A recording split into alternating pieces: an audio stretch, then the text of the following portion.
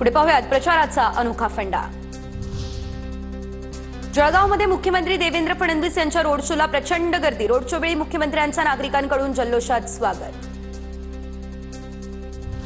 नाशिकमध्ये निवडणुकीच्या रिंगणातील सर्वात वयोवृद्ध उमेदवार इंदुबाई नागर वेधताय सर्वांचं लक्ष।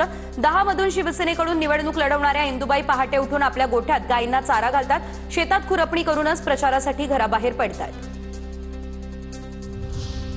नागपूरमध्ये काँग्रेस कार्यकर्त्याच्या अनोख्या प्रचाराची चर्चा। डोक्यावर पंजा, पोटावरती पंजा, काँग्रेसच्या झेंड्यांचा रंग संपूर्ण शरीरावर रंगवून प्रचार। अनंता बोरकर असं कार्यकर्त्याचं नाव। परभणीत काँग्रेस उमेदवारांना रॅली काढत प्रचाराचा नारळ फोडला। आमदार राहुल पाटील यांनी प्रचाराचा नारळ फोडला। राहुल पाटील यांनी मतदारांसोबत साधला संवाद। नागपूरमध्ये काँग्रेस कार्यकर्त्याच्या अनोख्या प्रचाराची चर्चा। डोक्यावर पंजा तर पोटावर पंजा, काँग्रेसच्या झेंड्याचा रंग संपूर्ण शरीरावर रंगवून प्रचार। संभाजीनगरात माजी विरोधी पक्षनेते अंबादास दानवेंचा प्रचार फेरीनंतर कार्यकर्त्यांसोबत आपुलकीनं संवाद। प्रचार फेरी संपली त्यानंतर कार्यकर्त्यांसोबत बसून साबुदाणा खिचडीचाही घेतला आस्वाद। ठाण्यात भाजप आणि शिंदेच्या शिवसेनेकडून जोरदार घोषणाबाजी। नमो भारत नमो ठाणे असा भाजपच्या बॅनरवर उल्लेख। जगणं झालंय छान कारण धनुष्यबाण असा सेनेच्या बॅनरवर उल्लेख। आणि आता पाहूयात मोठ्या बातम्या। एखाद्याचं कसं मीडिया ट्रायल होतं हे आम्ही भोगलंय। दोष नसताना आपल्याला ते भोगावं लागतं, यात माझं काही दुमत नाही। धनंजय मुंडे यांचं वक्तव्य। मीडियावरती नाराजी व्यक्त करत मुंडेंनी दिल्या दर्पण दिनाच्या शुभेच्छा। शक्तीपीठ महामार्ग बदलण्यास पंढरपूर, सांगोला, मोहोळ या तालुक्यातील शेतकऱ्यांनी केला विरोध। पूर्वीच्या आरेखनानुसारच शक्तीपीठ महामार्ग करावा या मागणीसाठी बेमुदत धरणे आंदोलन। मागणी मान्य न केल्यास जिल्हा परिषद आणि पंचायत समितीच्या निवडणुकीत मतदान करणार नाही असा शेतकऱ्यांचा पवित्रा। समरजित घाटगे फेब्रुवारीमध्ये भाजपमध्ये प्रवेश करण्याची शक्यता, ही सूत्रांची माहिती। 8 जानेवारीला समरजित घाटगे कागलमध्ये घेणार मेळावा। मेळाव्यात जिल्हा परिषद निवडणुकीतील भूमिकेबाबत घेणार निर्णय। शेतकऱ्यांच्या पाणी प्रश्नासाठी केलेल्या आंदोलनाच्या खटल्यातून बच्चू कडू आणि रघुनाथदादा पाटील यांच्यासह आंदोलकांची निर्दोष मुक्तता।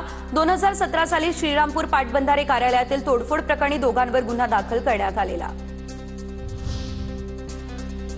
ऑक्सफर्ड युनिव्हर्सिटी प्रेस इंडियाने उदयनराजेंची मागितली माफी। ऑक्सफर्ड युनिव्हर्सिटीने 2003 मध्ये शिवरायांवर पुस्तक केलेलं प्रकाशित। पुस्तकातील मजकूर पडताळणी न करता प्रसिद्ध केल्यानं ऑक्सफर्डने मागितली माफी। रवींद्र चव्हाण यांच्या विलासराव देशमुख यांच्यावरील वक्तव्यानं लातूरमध्ये पडसाद। लातूरच्या रेणापूर, शिरूर, अनंतपाळ आणि लातूर शहरात रवींद्र चव्हाणांच्या प्रतिकात्मक पुतळ्याचं दहन। रेणापूर, शिरूर, अनंतपाळमध्ये काँग्रेस कार्यकर्ते उतरले रस्त्यावर। जालन्यात रवींद्र चव्हाणांच्या फोटोला जोडे मारो तर विलासराव देशमुख यांच्याबद्दल केलेल्या वक्तव्याचा निषेध। मराठा क्रांती मोर्चा झाला आक्रमक। नाशिकमधल्या निफाड तालुक्यात नांदोडीमध्ये दारूबंदीसाठी मतदान। नाशिक जिल्ह्यात 2017 नंतर प्रथमच मतदान। थोड्याच वेळामध्ये मतमोजणीनंतर चित्र आजच होणार स्पष्ट।